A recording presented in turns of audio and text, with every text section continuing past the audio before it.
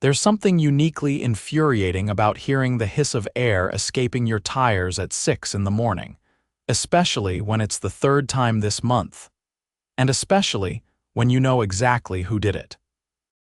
I crouched beside my truck, rubbing a hand over my jaw as I stared at the front passenger tire flat as a pancake. The other front tire was the same. I didn't even need to guess. My neighbor, Patricia Faulkner, president of the Willow Creek HOA and self-declared parking czar, had gone too far this time. I live in a quiet cul-de-sac in a suburb just outside Greenville. Or at least, it used to be quiet before Patricia got herself elected as HOA president 3 years ago. Since then, it's been like living under martial law, except instead of a dictator in uniform, we got a 59-year-old woman with a perpetual frown, 3 different pairs of orthopedic sandals, and a clipboard she wielded like a weapon. My name's Holden Everett. I've lived here 8 years. I do HVAC work long hours, lots of driving. Sometimes I get home late and park my truck in the only spot available, the curb in front of my own house. But Patricia insists that curb parking ruins neighborhood symmetry. Whatever that means, she's left nasty notes on my windshield. She's taken blurry pictures of my truck and sent them to the HOA email chain. She even once called a tow company, but they refused to haul a vehicle legally parked in a public spot. Apparently, this time she decided to get creative. I stood up, dusted off my jeans, and walked over to her driveway. Her white Lexus sat there, backed in perfectly like always. Her porch light was still on. Probably keeping watch all night like a hawk with insomnia, I took out my phone and scrolled through the footage from the security cam I'd installed above my garage last week. And there it was time-stamped at 2:47 a.m. Patricia, in her bathrobe and slippers, crouched beside my truck with something shiny in her hand. A screwdriver. I couldn't believe it. She'd actually done it. That was felony-level vandalism. I called my buddy Troy, who ran a local tow company. "Hey man," I said, keeping my voice low. "I've got a job for you. Think you can swing by in the next 10 minutes? What's the job?" "I need to block a certain someone's driveway." He let out a low chuckle. "Patricia again?" "Yep, be there in 15. I grinned and went inside to make some coffee. I wasn't going to be late for work, but Patricia sure was. By the time Troy pulled up with the flatbed, I had already pushed my truck gently, with the help of a neighbor, into perfect position. It was now parked horizontally across the entrance to Patricia's driveway. With both front tires flat, it wasn't going anywhere. Troy backed the tow truck in behind it, just close enough to ensure she couldn't squeeze her car out. She came out onto her porch within seconds. "What is the meaning of this?" she snapped, robe flaring like a superhero cape made of rage. I sipped my coffee. "Morning, Patricia. Seems someone flattened my tires last night. I can't move my truck." "You can't park like that," she barked. "You're violating HOA Code 47B. You mean the one that doesn't exist?" I tilted my head. "You just made that one up, didn't you?" She marched down her steps. "You are obstructing my property." "And you vandalized mine," I said, pulling up the video on my phone. "Want to see yourself in action?" Her eyes darted to the screen. For a split second, I thought she might try to snatch the phone out of my hand. "I was merely inspecting your vehicle for unauthorized modifications," she said, with a screwdriver. At 3 in the morning. It's part of my duties as HOA president. I turned to Troy. "You got that form handy?" He reached into the cab and handed me a clipboard. I flipped to the page I'd filled out last night, an official report for the sheriff's office. I'd already emailed them the video. "Already submitted," I said. "You'll probably be getting a visit later today." Patricia's jaw twitched. "This is outrageous. I'll be calling an emergency HOA meeting immediately." "Great," I said. "I'll bring popcorn." I left my truck right where it was and rode with Troy to work. By noon, my phone had blown up with messages from neighbors. Apparently, Patricia had tried to hold a meeting in her garage, but no one showed up. Instead, folks were huddling in my driveway watching the video on my tablet. Turns out, I wasn't the only one she'd pulled stunts on. Across the street, old Mr. Langley said she once fined him $500 for having a non-regulation mailbox flag. A single mom down the block got a warning for drying her kids' soccer cleats on a patio rail. And someone else swore she'd been sneaking onto their property at night to check for unauthorized lighting fixtures. By dinner, I had over a dozen neighbors who were ready to back me up if this went legal, and it was about to. Because late that evening, a deputy sheriff showed up at Patricia's door. I stayed out of the way, watching from my porch with a beer in hand as she tried to talk her way out of it. Didn't work. She was escorted inside, returned a few minutes later with a sweater and purse, and got into the back of the cruiser without another word. The next morning, an email went out from the HOA board minus Patricia. Emergency meeting scheduled. I didn't even need popcorn this time. Just a new set of tires. The meeting was held in the community center, a small stucco building tucked between the tennis courts and the dog park that nobody used unless someone was getting married or the HOA needed a place to scold residents.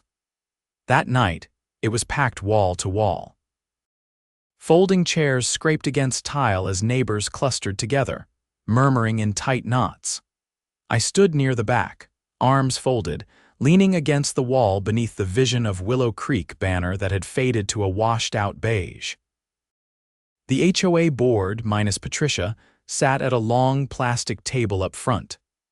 At the center sat Rich Lanning, a retired accountant with too much time and not enough tact who had always served as the board's treasurer. He tapped the microphone like it owed him money. "Let's bring this to order," he said, voice thin and dry like his personality. "As acting board chair, I'll be facilitating tonight's agenda." Someone in the crowd coughed. A few people were still standing, arms crossed, glancing toward the empty seat where Patricia usually perched like a crow on a branch. Molly Ramirez spoke up first. She was a nurse who lived 2 houses down from me. "We're not here for an agenda, Rich. We want to know what's going to happen now that the president's been arrested." His lips pinched like he'd tasted something sour. "There's a process for everything. Miss Faulkner has not been convicted of anything yet. Legally, she's facing felony vandalism charges," said Derek Powell, a contractor who lived near the park entrance. "And she's violated more codes than she's ever enforced. You know what she did to Holden's truck."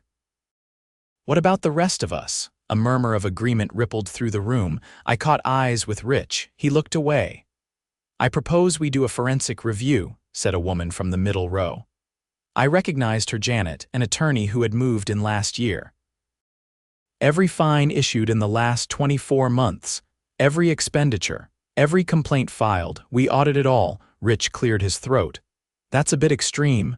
"No," Janet said, rising to her feet. "What's extreme is someone slashing tires over a parking spot. What's extreme is charging a widow $400 for planting tulips.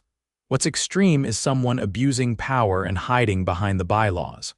As a licensed attorney, I can facilitate the review myself and submit our findings to the city council if necessary." That shut him up. By the end of the night, a vote was held. It wasn't even close. Patricia was suspended indefinitely pending investigation. Janet would conduct the audit, and a new interim president would be elected next week. As people filed out, I caught up with Janet near the coffee urn.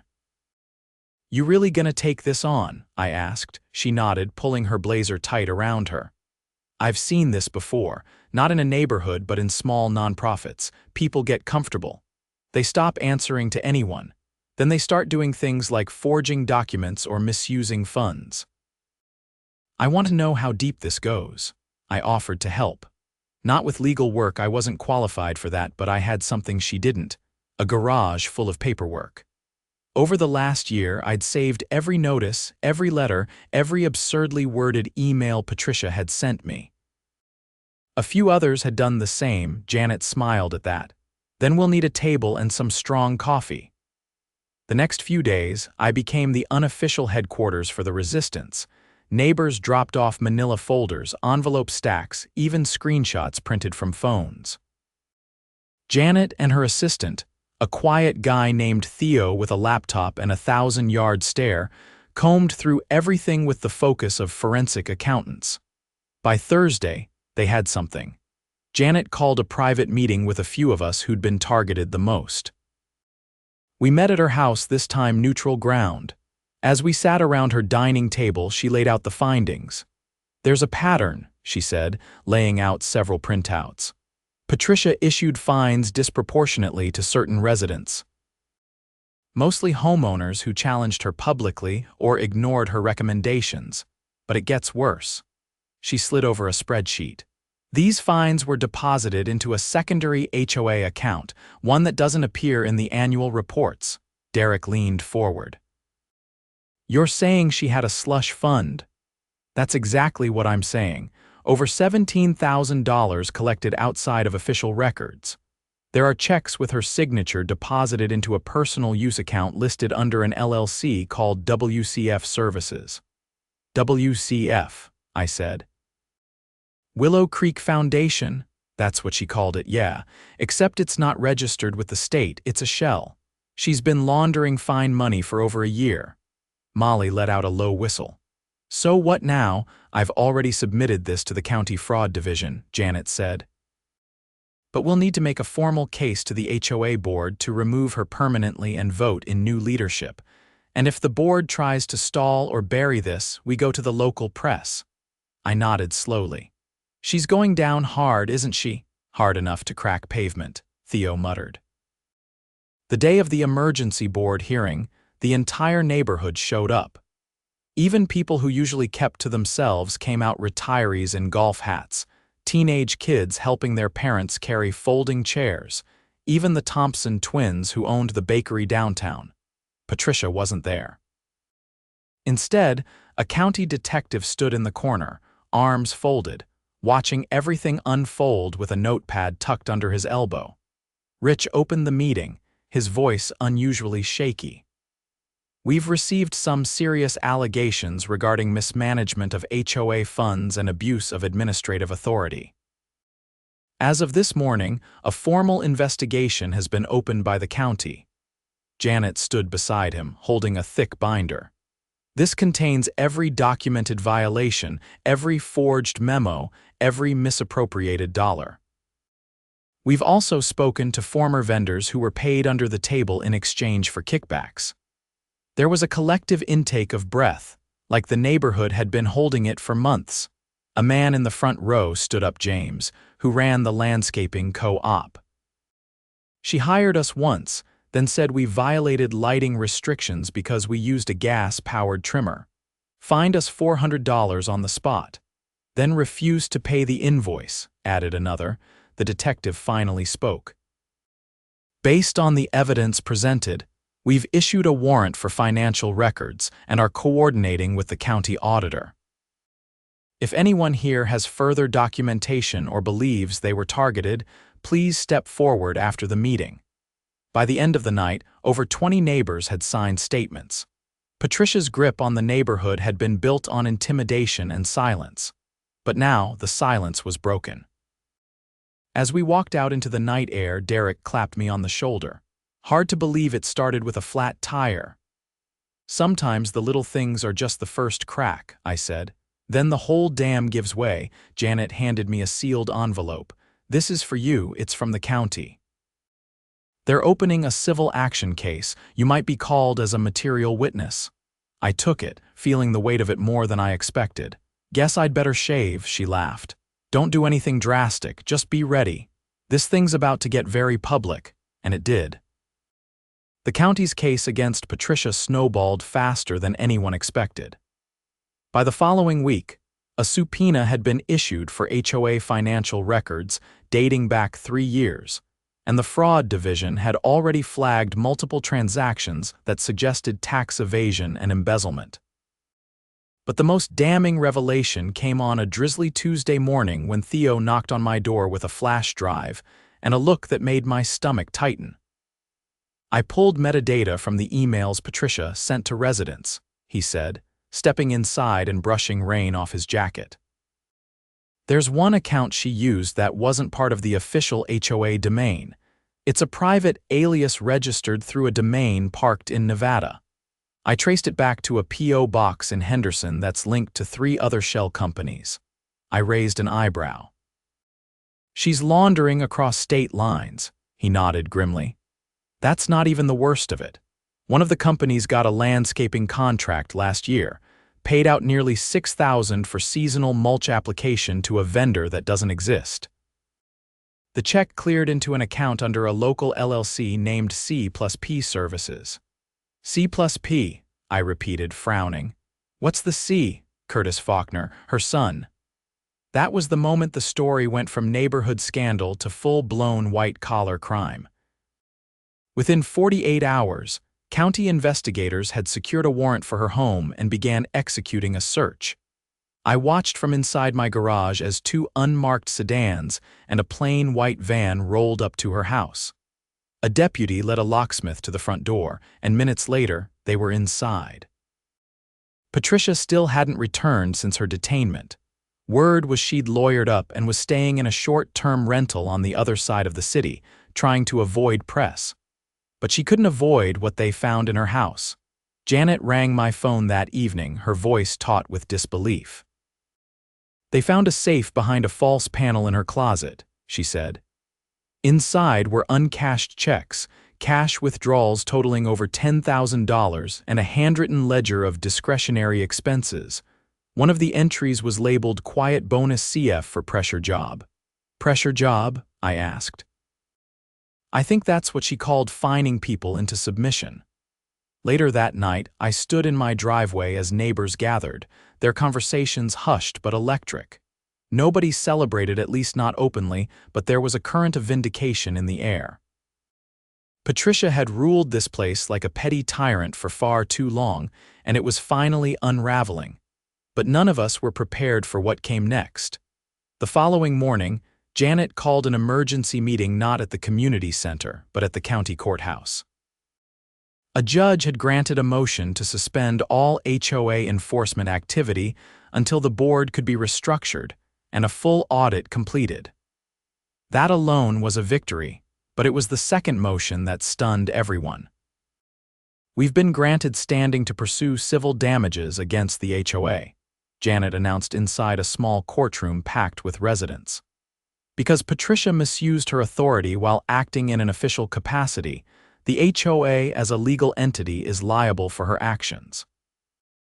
But here's the twist: she named herself as the sole signatory on the HOA's umbrella insurance policy. Rich, sitting 2 rows behind me, leaned forward. You mean she can't pass the buck? No, Janet said.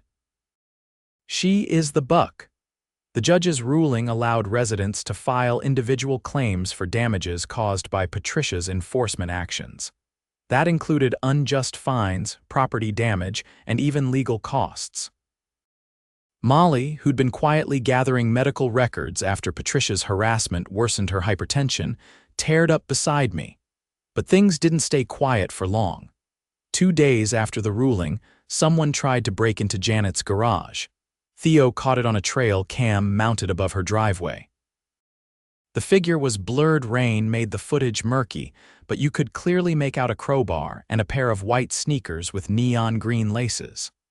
The same shoes Curtis wore at the HOA barbecue last year, Theo said as we huddled around his laptop. He left early after arguing with his mom. Said the HOA was a gold mine and she didn't trust him enough. I called a contact I knew from a previous job, Detective Lorna Beckett, a no-nonsense investigator who'd once solved a string of HVAC thefts using nothing but duct tape residue and a warehouse invoice. They're getting desperate, she said after reviewing the footage. If the son's involved, we're looking at conspiracy. Possibly mail and wire fraud, depending on how they moved the money. Within 72 hours, Curtis Faulkner was taken into custody during what was supposed to be a routine probation check for an unrelated misdemeanor. Turns out, he'd been using his mother's connections to create fake invoices and route payments through encrypted apps masked as service charges. At this point, the county DA's office stepped in. This case has implications beyond Willow Creek, the lead prosecutor said during a press briefing. This level of abuse within a homeowners association is unprecedented in our jurisdiction. We are investigating whether other HOAs in the region have similar vulnerabilities. It was surreal watching it unfold. What started with flat tires and a tow truck had sparked a county-wide investigation into HOA corruption. But back in Willow Creek, things hadn't quite settled. With Patricia out, the board was scrambling to rebuild trust. Elections were scheduled in 2 weeks, and for the first time, multiple residents were running not out of ambition but necessity. People wanted accountability, transparency, a neighborhood that didn't feel like a gated fiefdom patrolled by clipboards. I wasn't planning to run myself, but Janet asked me to speak at the next candidate forum. "Just tell your side," she said. "People need to hear how bad it got." That night, I stood under the dim lights of the community center and looked out at the faces that had once glanced away when Patricia walked by. Now they were present, attentive, even hopeful. "I'm not a politician," I began. "I install ductwork. I fix broken systems, and what happened here? This system was broken, not because we didn't care, but because someone counted on us all staying quiet." I paused, watching heads nod in the crowd. "She vandalized my truck. She fined your gardens. She bullied people with rules she made up. And she did it while pocketing your money, but she didn't count on us fighting back." The applause wasn't thunderous, but it was steady. It was enough. 2 weeks later, Janet was elected president of the new board by a landslide. Molly took the secretary role and Derek was voted in as property oversight. The first order of business: a full rewrite of the HOA charter with input from residents and a public comment period. Meanwhile, Patricia's trial loomed. She'd pleaded not guilty, of course, but the evidence was overwhelming. Dozens of residents were called to testify, myself included.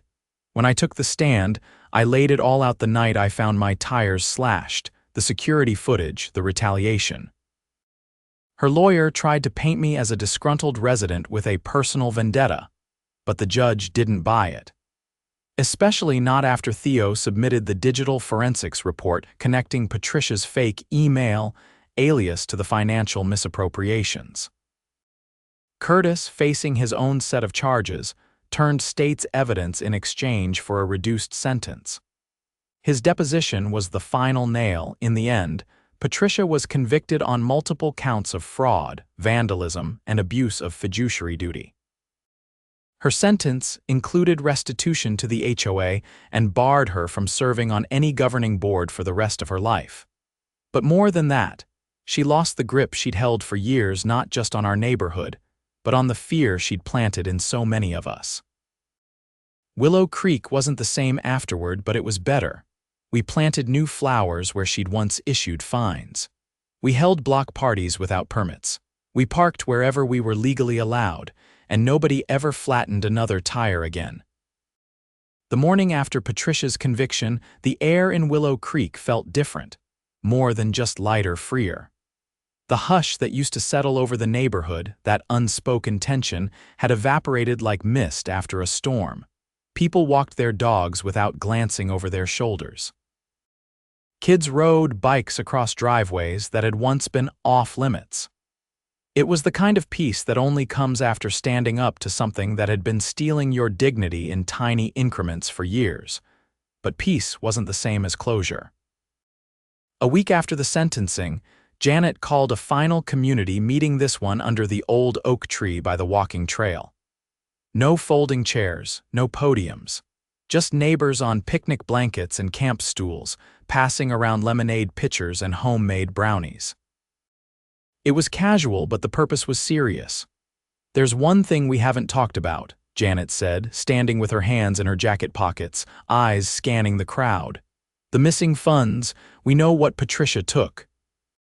What we don't know is where the rest went." Theo had been digging through the digital archives all week. He brought his tablet and quietly pulled me aside before the meeting started. "She deleted entire folders from the HOA server," he said, his voice low. "Vendor records, correspondence with the insurance company, even internal memos from the board meetings 2 years ago. I found traces in the system logs, though. She wasn't just stealing, she was covering for something. What kind of something? He hesitated. There are payments made to a contractor listed as Blue Meadow Development. They're not registered with the state. And the bank account those checks went to, it's offshore. I stared at him. You're saying she was laundering HOA money through a fake development firm?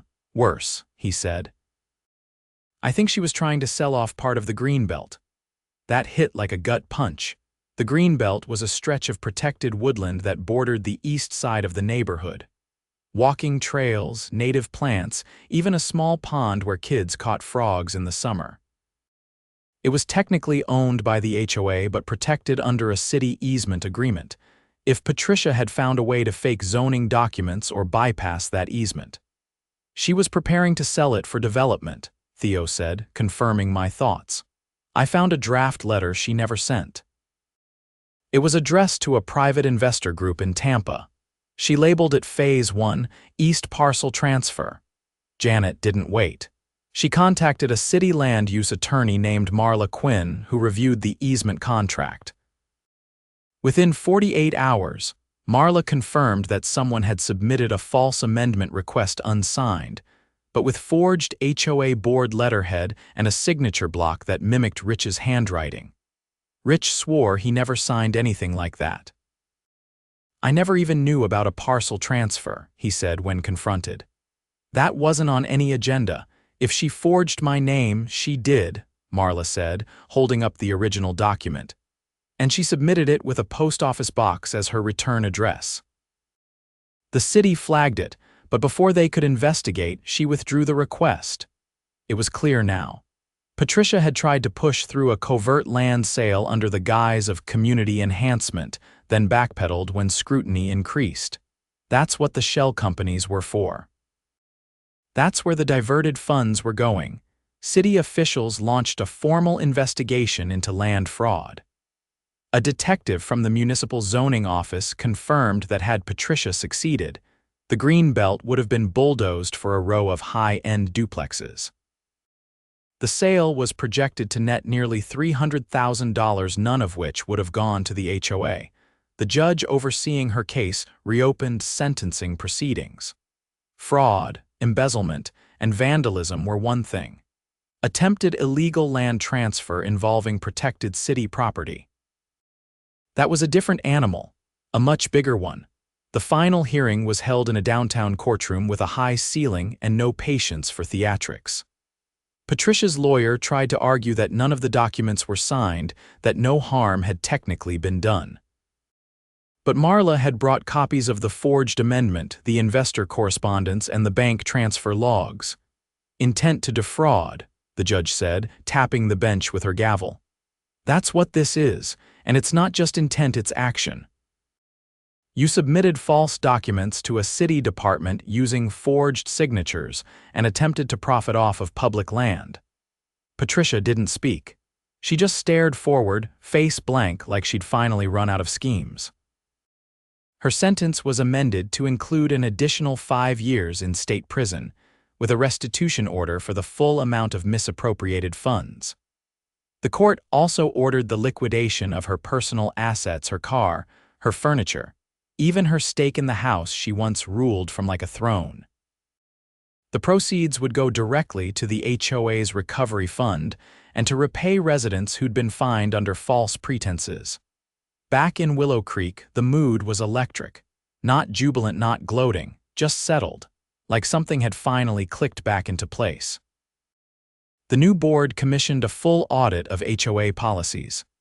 Every outdated clause was crossed out, rewritten, or removed entirely.